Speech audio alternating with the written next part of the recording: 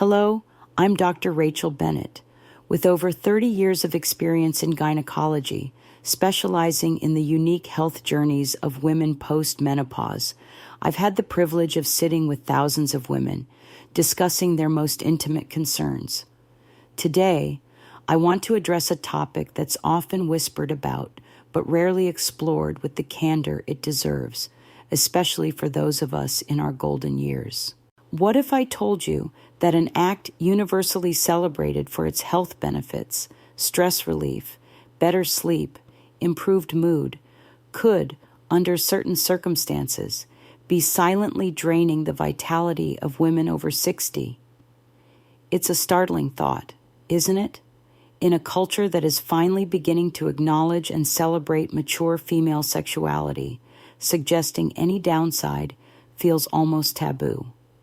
We fought for the recognition that desire and pleasure don't have an expiration date. And I want to be unequivocally clear, that fight is righteous and true.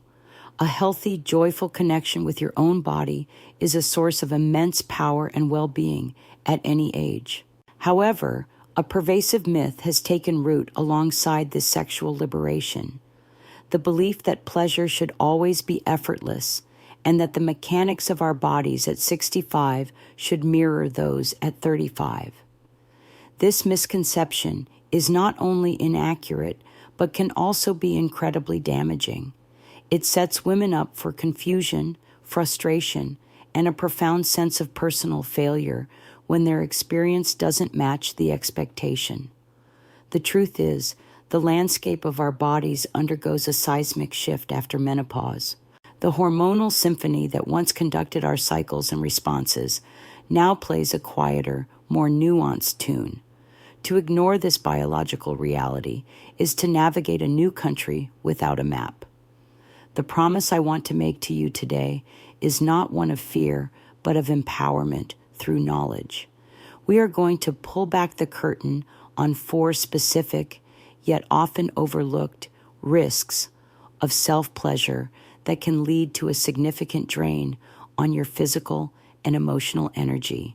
These aren't risks in the traditional sense of danger, but rather potential pitfalls, energy leaks, if you will, that can transform a potentially rejuvenating practice into one that leaves you feeling depleted.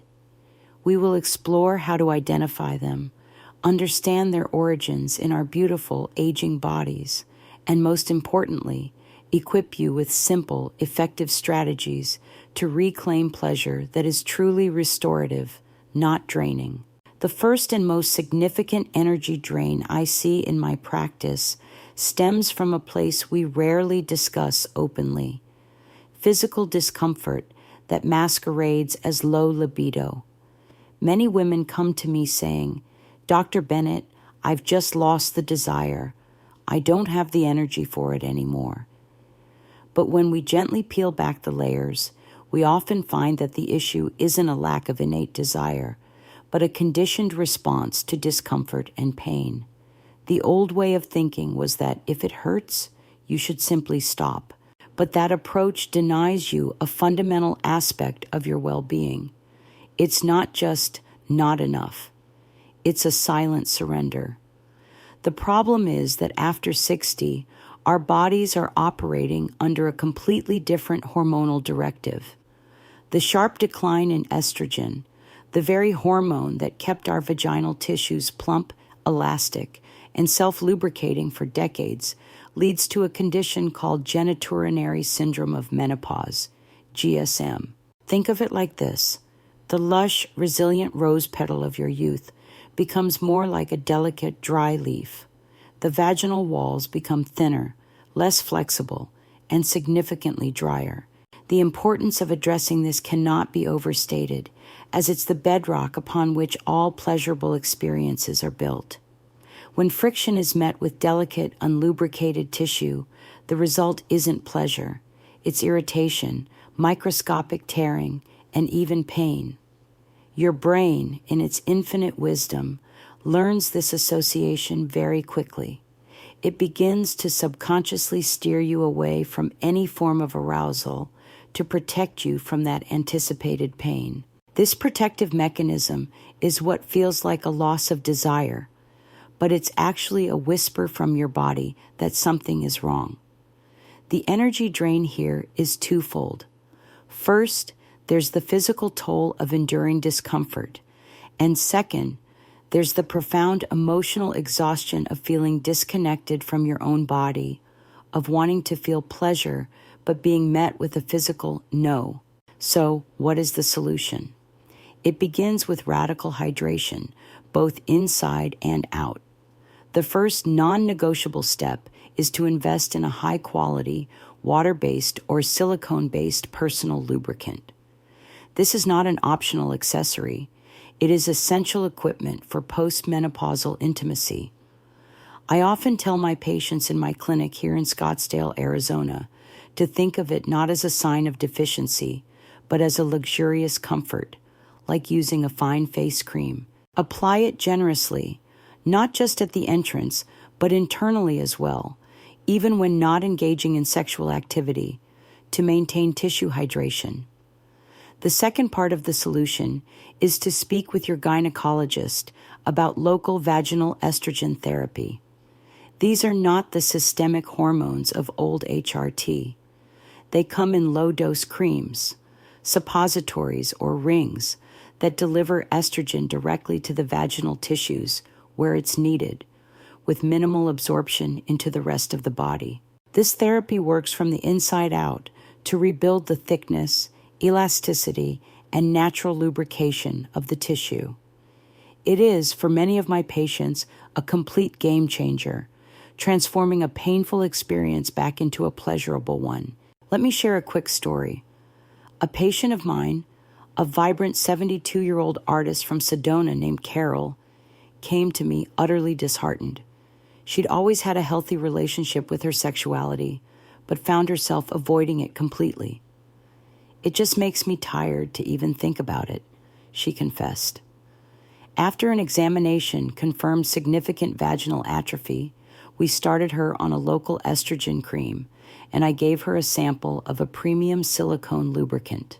2 months later, she returned with tears in her eyes. "You gave me back a part of myself I thought was gone forever," she said. "The energy I get from feeling good in my own skin again, it's better than any cup of coffee."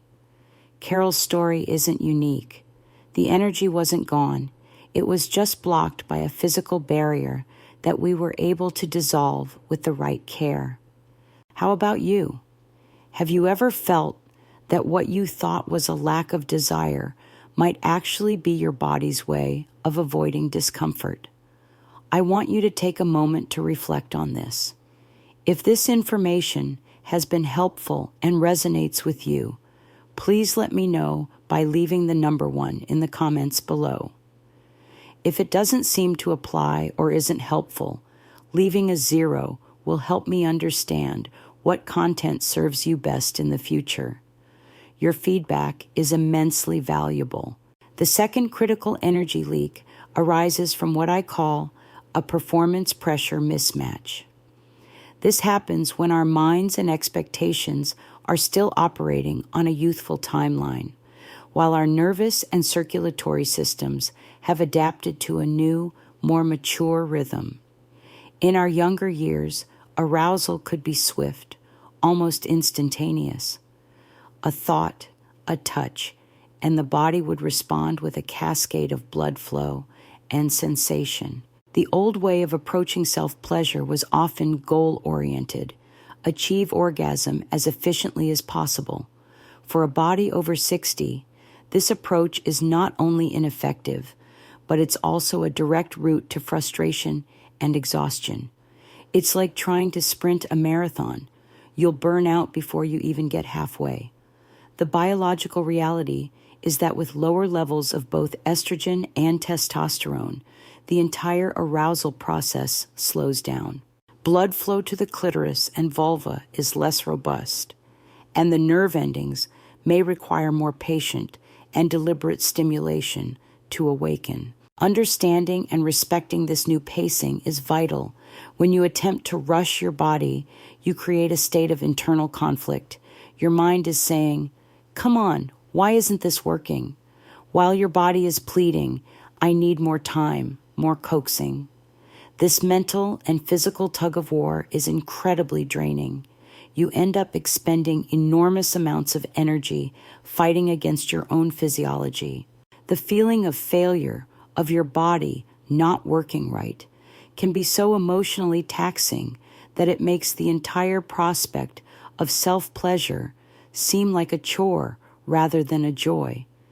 It becomes another item on the to-do list that you just don't have the energy for. The goal isn't just pleasure, it's effortless pleasure, and that requires a new strategy. The solution is to fundamentally shift your mindset from a destination to a journey. I encourage my patients to practice what I call sensory expansion. This means redefining pleasure beyond the narrow confines of genital touch and orgasm. Instead of starting with a goal, start with an intention of simply feeling good in your skin. This may begin an hour before you even think about sexual touch. It could be taking a warm bath with Epsom salts and lavender oil, a practice that not only relaxes the mind, but also increases circulation to the entire body. It could be mindfully applying a rich, beautifully scented lotion to your skin, from your feet to your shoulders, reawakening sensory pathways all over your body. When you do begin to touch yourself, expand the territory. Explore the sensitivity of your neck, your inner arms, the backs of your knees.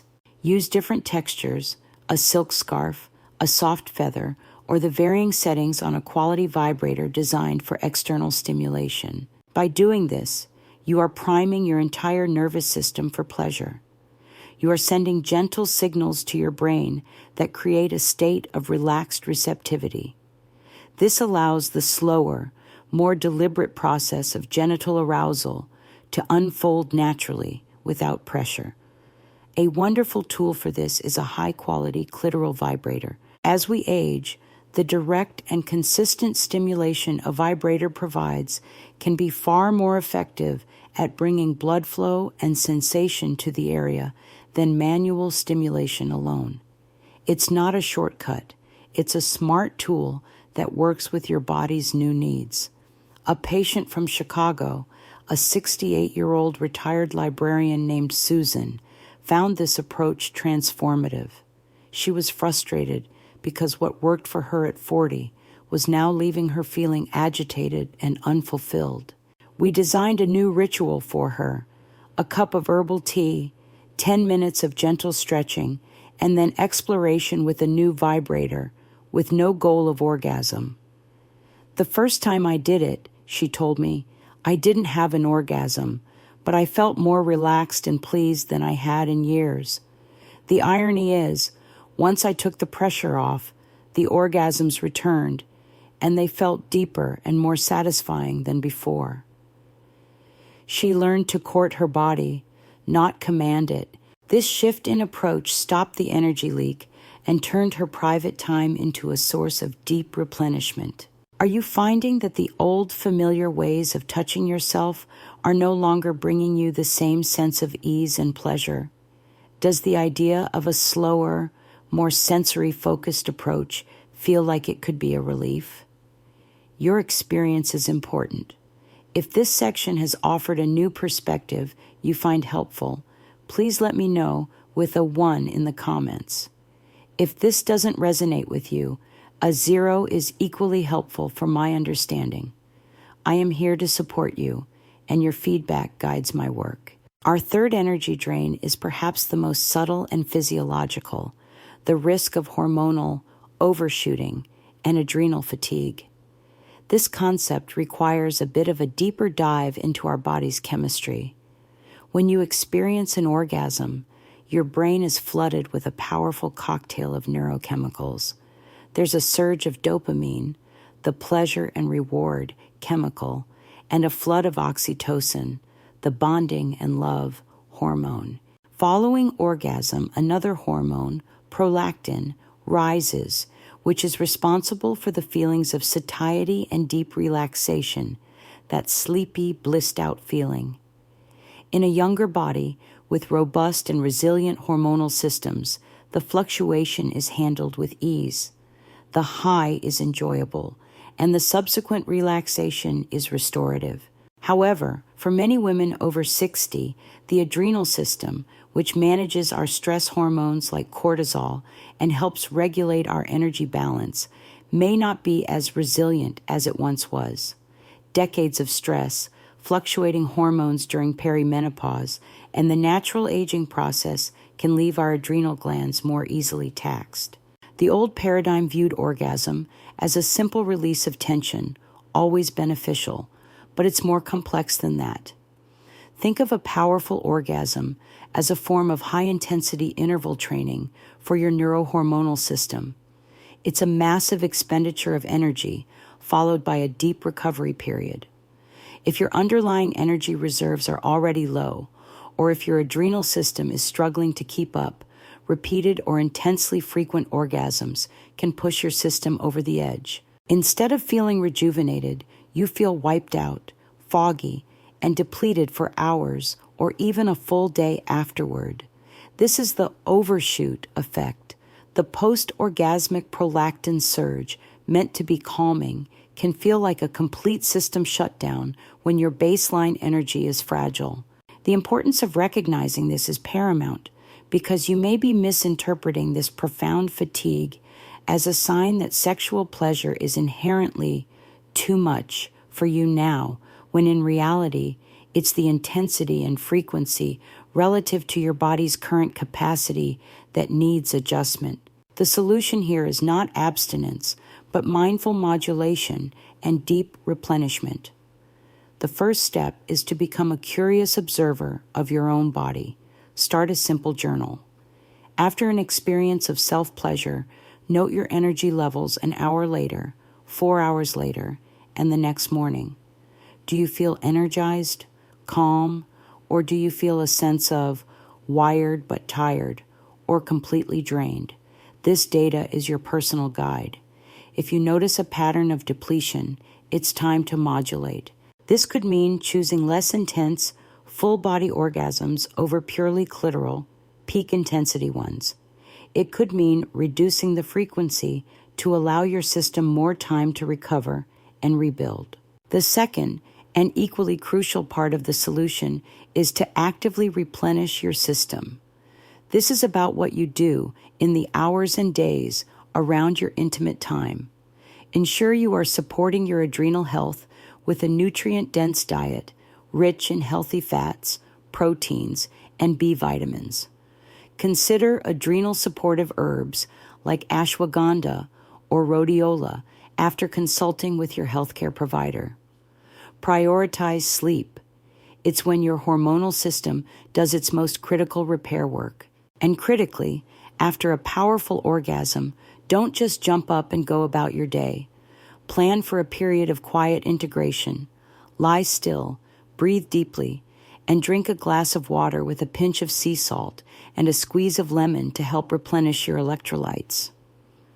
I had a client, a 66-year-old former CEO in Dallas, who was a high achiever in all aspects of life.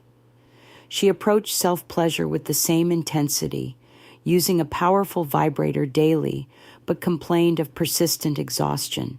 By tracking her energy, she realized the connection.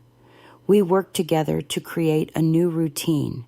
She reduced the frequency to 3 times a week, followed each session with a 15-minute meditation, and started taking an adrenal supportive supplement. The change was remarkable.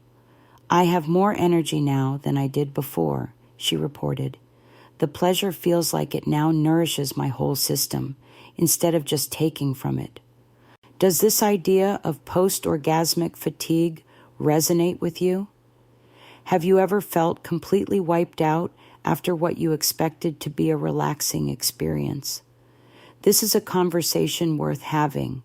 If this explanation has been an aha moment for you, please let me know by leaving a 1 below. If it seems off the mark for your experience, a 0 helps me tailor my advice more accurately. I truly appreciate your engagement. Finally, we arrive at the 4th, and in many ways, most pervasive energy drain. the invisible weight of emotional and psychological friction. For centuries, and certainly for the generation of women now in their 60s, 70s, and 80s, the topic of female self-pleasure was shrouded in secrecy, shame, and judgment. We were raised with implicit and explicit messages that our bodies were for others, that our pleasure was secondary, or that touching ourselves was something bad girls did. The old way of dealing with this was simply to ignore it, to push the feelings down and pretend they didn't exist. But this method is akin to driving a car with the emergency brake engaged. It requires a tremendous amount of life force to constantly suppress these deeply ingrained emotional conflicts. This internal battle is a massive and unnecessary expenditure of energy. Every time you approach your own body with a flicker of hesitation, a shadow of guilt, or a fear of being selfish, you are activating your body's stress response. You are creating a state of cognitive dissonance, where one part of you is seeking pleasure and another is judging you for it. This conflict doesn't just stay in your head.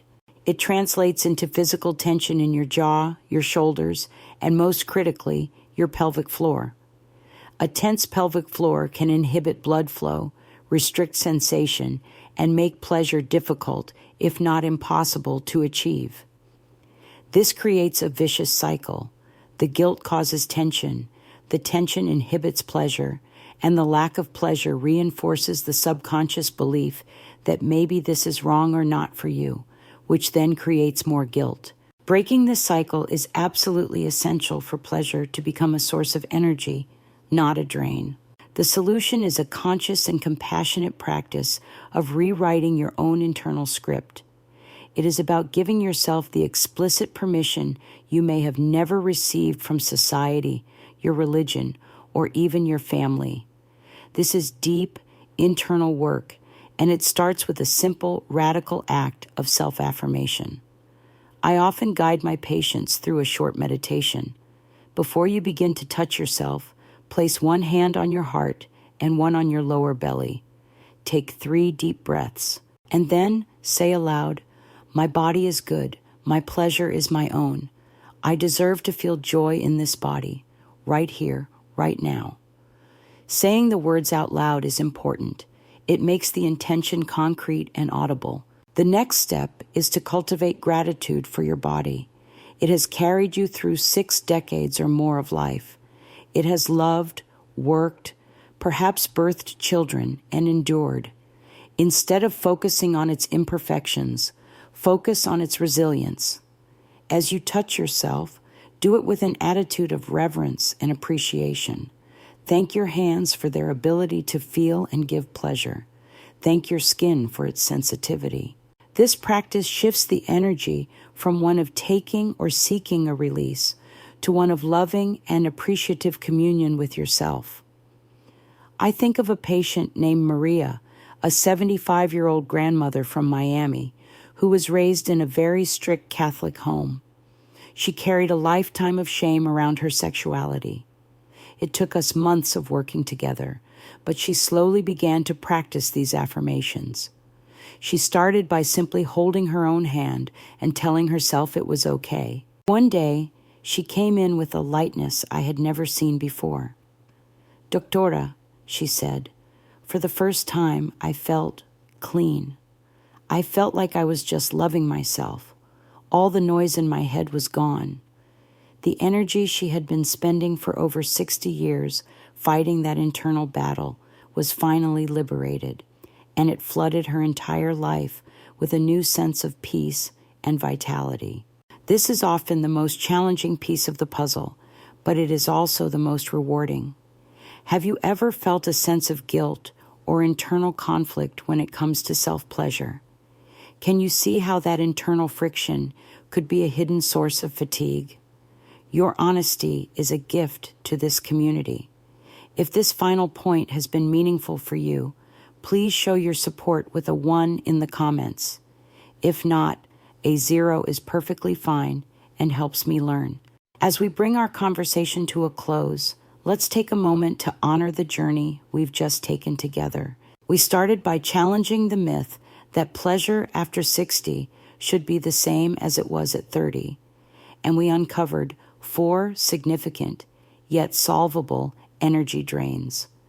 The physical barrier of discomfort from bodily changes, the frustration of a performance mismatch with our body's new rhythm, the physiological depletion from hormonal overshooting, and the profound exhaustion caused by deep-seated emotional friction. We've seen that the solution to each of these isn't to retreat from pleasure, but to approach our bodies with more wisdom, compassion, and updated tools. It's about embracing luxurious lubrication and considering modern hormonal support, shifting from a goal-oriented mindset to one of sensory exploration, learning to modulate intensity and deeply replenish our systems, and consciously rewriting the old, shaming scripts we were handed. My final piece of advice to you today is this: become the most gentle and curious student of your own body. It is your wisest teacher, and it is always communicating with you. When you feel a lack of energy, instead of judging it as a personal failing, ask it with genuine curiosity, what are you trying to tell me? What do you need? The path to vibrant, energizing pleasure in our later years is not about forcing our bodies to be young again, but about learning to dance beautifully with the mature, wise, and resilient bodies we have now. This journey of reconnection is one of the most powerful acts of self-love you can undertake, and the energy it unlocks will radiate into every other area of your life. A valuable lesson that life has taught me, both as a physician and as a woman, is that our capacity for joy is not a finite resource that diminishes with time.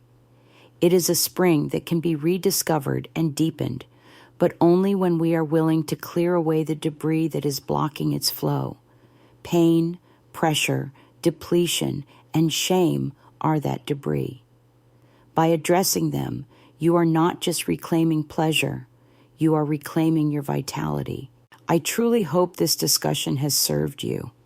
If you found value in our time together, please consider sharing this with a friend or sister who might benefit.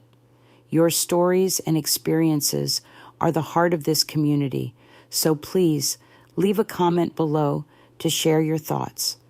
And if you'd like to continue exploring these topics of women's health and vibrant aging with me, don't forget to subscribe to the channel. Thank you for your trust and your time.